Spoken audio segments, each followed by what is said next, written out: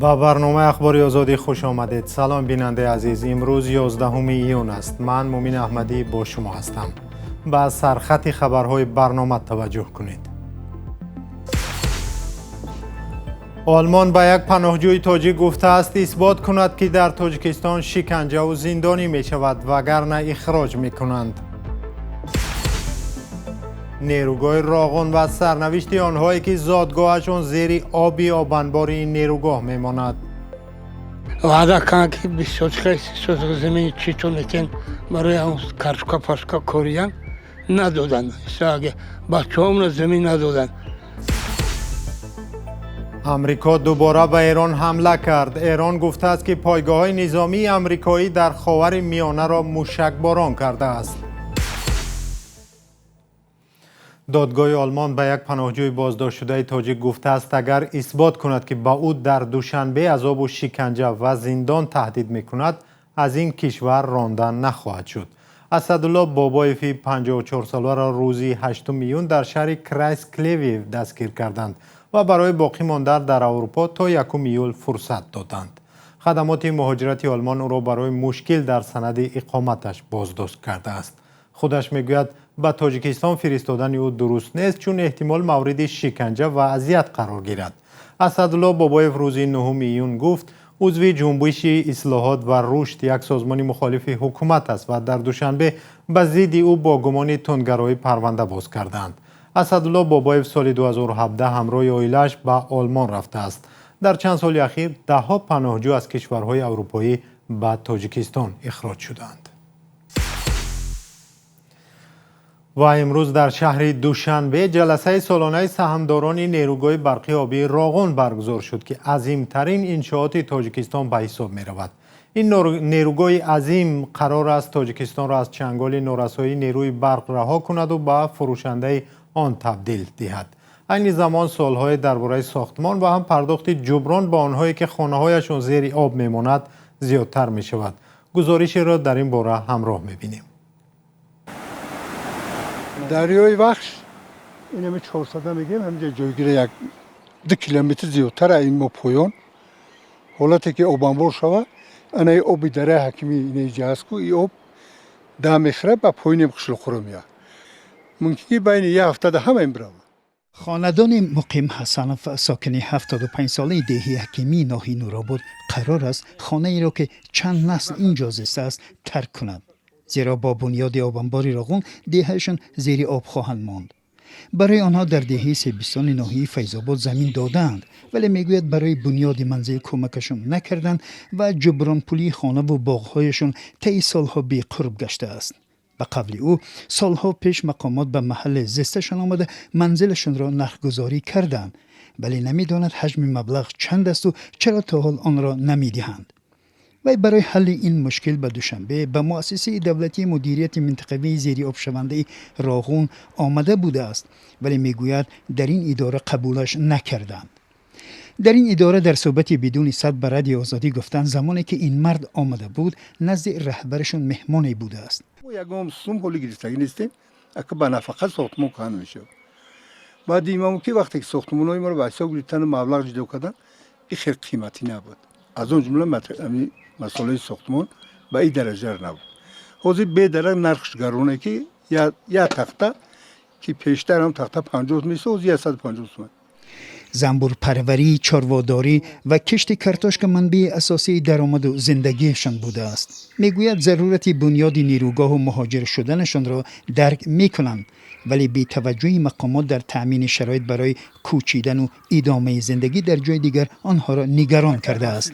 به قول او نامعینی ها در روند مهاجرت نقشه های آنها را در زندگی به هم زده است و نمیداند چنین تشویش هایشان کی به پایان میرسد. استر ما رو میخریدن بیست خوب بود. برای که نه در اینجا که کار میده نه در اونجاش نمیشه. اینجا ساختمان کنی نمیدونم اگر یک جای دستشویی ساز کنی میگن که اینجا منطقه زیرآبی ممکن نیست. اینجا نمیتونیم. اونجا ده مبلغ نیست که ما بریم یگان چی بکنیم. برخی از آنهایی که 12 سال پیش از منطقه آبانبار کوچانده شدند میگویند در جای نه با مشکلی ها روبرو هستند. این دهه‌ای را که در پهلوی دوشنبه جایگیر است راغونیان نام میبرند. ساکنانش سال 2014 از دهه 400 نورآباد به اینجا کوچانده شدند، زیرا منزلهایشان در مکانی بود است که با بنیاد نیروگاه راغون زیر آب میمانده است. وعده کردند که 20 زمین چیتون لیکن برای اون کارشکا پاشکا کوریان ندادن. اگه بچه‌هام را زمین ندادن. برای بنیاد آبانبار راغون به اطلاع رسمی باید بیش از 50,000 نفر از 69 محل اهالی نشین در شهر راغون و ناحیه‌های رشت و نورآباد کوچانیده شوند. ماه اوگوست سال گذشته پرزیدنت تاجیکستان در ملاقات با بیناکاران راغون گفت تا حالا 15,400 نفر از ناحیه نورآباد و شهر راغون در ناحیه‌های دنقره، نورآباد، رودکی، فیض‌آباد و شهرهای ترسونزاده و راغون با منزل زیست و قطعه‌های زمین نزد حولگی تامین گردیدند. به نظر یوگنی سیمونوف، کارشناس اکولوژی، بانک‌های سرمایه‌گذار به راغون مسئله زیست محیطی و اجتماعی را نیز باید به اینابت گیرند. در برابر نگرانی ها از شیوه کوچانیدن و سالها معلق ماندن وضع هزاران خانواده، سالهای اخیر کشال یافتن ساختمان و افزایش خرج آن یک جا با استفاده درست و شفاف مبلغ‌ها در ساختمان راغون سوال برانگیز شده است. بیننده گرامی، گزارش مفصل را در این باره به زودی در وبسایت azadi.org و کانال آزادی ویدیو در یوتیوب نشر می شود که ببینید. نیروهای آمریکا روز چهارشنبه 10 ایون خبر دادند که ایالات متحده شب گذشته به چند هدف در خاک ایران ضربه‌های نو زده است. همزمان رئیس جمهور دونالد ترامپ هشدار داد که اگر سازش صلح با ایران به دست نیاید، حمله‌ها باز هم سخت‌تر خواهند شد. تفصیلات بیشتر در گزارش خبرگزاری رویترز که همکارم طاهری سفر تقدیم می‌کند. نیروهای آمریکا شب 10 ایون چند هدف را در ایران بمباران کردند. دونالد ترامپ رئیس جمهور روز چهارشنبه گفت در صورت حاصل نشدن سازش صلح به ایران ضربه‌های بیشتر می‌زنند. ما به آنها حمله خواهیم کرد و این حمله ها بسیار کوبنده خواهند بود. فرمانده مرکزی نیروهای مسلح آمریکا روز چهارشنبه در یک بیانیه گفت که عملیات وقتی بامداد تهران به پایان رسید. در این بیانیه در شبکه اجتماعی ایکس آمده است هدف‌ها سیستم‌های نظارت نظامی، سامانه‌های مخابراتی و دفاع هوایی در سراسر ایران بودند. پیت هگست وزیر دفاع آمریکا هنگام صحبت با خبرنگاران در ایالت فلوریدا گفت حمله‌ها تلاش برای مجبور کردن ایران به سازش و پایان دادن به مناقشه بودند. اگر لازم باشد که با بمب گفتگو کنیم، ما با بمب گفتگو خواهیم کرد و ما این کار را بسیار خوب می‌توانیم. رسانه‌های ایران از صدای ترکش‌ها در چند شهر کشور گزارش دادند. سپاه پاسداران انقلاب اسلامی ایران صبح روز پنجشنبه گفت در پاسخ به حمله‌ها به 18 تأسیسات نظامی آمریکا در پایگاه‌های هوایی کویت و بحرین ضربه زده است. ایران همچنین هشدار داد هر کشتی را که قصد عبور از تنگه هرمز دارد هدف قرار می‌دهد. رسانه‌های ایرانی از حمله به دو کشتی و به تمام بسته شدن تنگه هرمز خبر دادند. فرمانده مرکزی نیروهای مسلح آمریکا بسته شدن هرمز را رد کرد و گفت با وجود تهدیدهای ایران، کشتی‌های تجارتی عبور از این آبراه را ادامه می‌دهند. عین زمان در لبنان درگیری‌ها میان اسرائیل و حزب الله گروه تحت حمایت ایران ادامه دارد. مقامات لبنان تصدیق کردند که در پی حمله‌های هوایی اسرائیل در روز چهارشنبه در جنوب لبنان چند نفر جان باختند. یک روز پس از این ارتش اسرائیل گفت که 2 موشک در نزدیکی محل نیروهای اسرائیلی در جنوب لبنان سقوط کرده است. سلام، اگر خط و خبر می‌خواهید ما داریم. نوید بامدادی، سرخط خبرها، اخبار تاجیکستان و جهان، گزارش‌ها و تحلیل‌ها. چی می‌گذرد و چرا؟ دانستن فهمیدن است. ضمیمه یا اپ ما را بگیرید. با زیادتر شدن استفاده از پهپادها در جنگ روسیه در اوکراین در این کشور راه‌های مقابله با این ابزارهای پیشرفته جنگی را پیش گرفتند.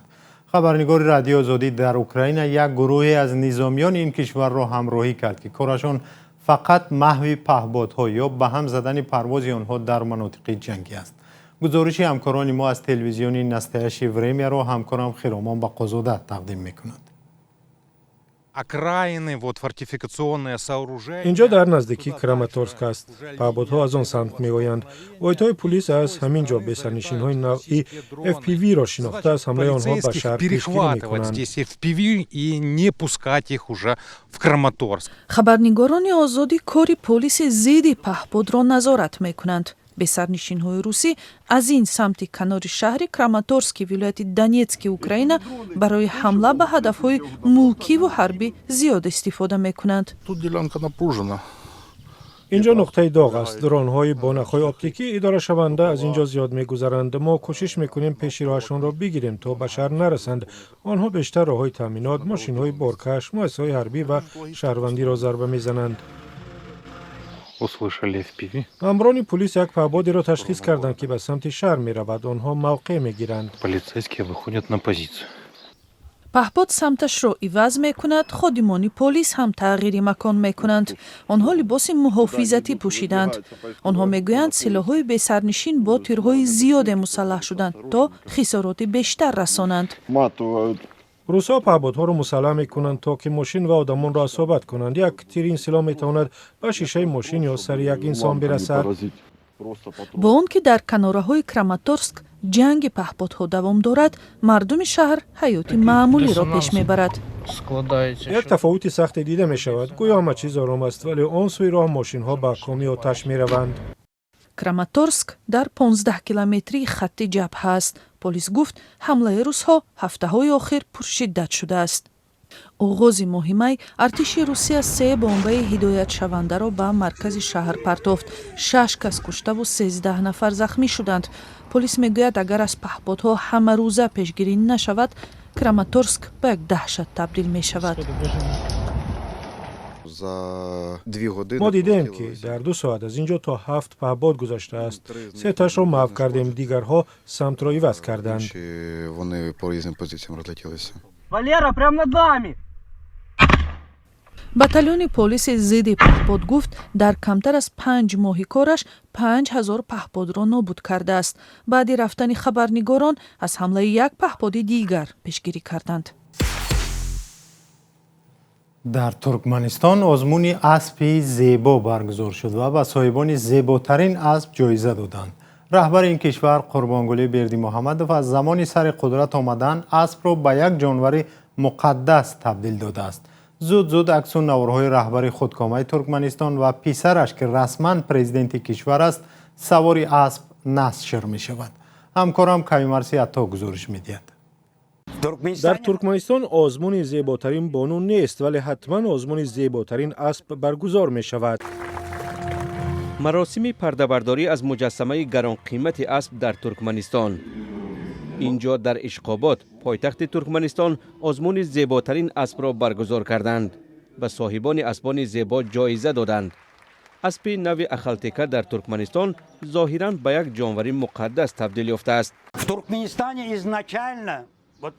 در ترکمنستان از ابتدا اسب یک عضو خانواده دانسته می شد و در ما مسئله هست که اگر صبح از خواب برخاستی اول به پدرت رسیدگی کن، دوم به اسب خوراک بده و بعدا به زن و کودکانت.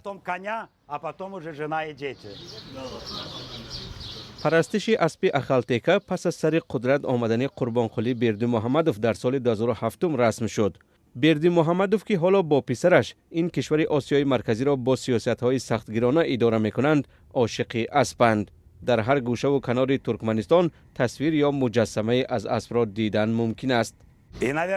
شما ظاهراً دیدید که پرچم ما با قالین ترکمنی آرا یافته است ولی در نشان ما عکس اسب هست. در مرکز ترکمنستان پیکره 43 متری طلایی بنیاد شده است که بالای آن قربانقلی بردی محمدوف سوار اسب اخالتکا تصویر یافته است. این مجسمه با دستور خود بردی محمدوف در سال 2023 ساخته شد. بردی محمدوف درباره اسب چندین کتاب نوشته، حتی در مورد اسب دوست داشته‌اش ریپ هم خوانده است. اخالتکین را در ترکمنستان اسب نادره می‌دانند که سرشمارش از 4 تا 7000 مانده است. ترکمن‌ها بر اینند که تا اشغال آسیای مرکزی در عصر 19 از جانب روس‌ها اسب یگانه وسیله زندگی در بیابان‌های این سرزمین بوده است. آنها عنعنه احترام به اسب را به همان زمان مربوط می‌دانند که اسب یک وسیله زیستن و زنده ماندن بوده است.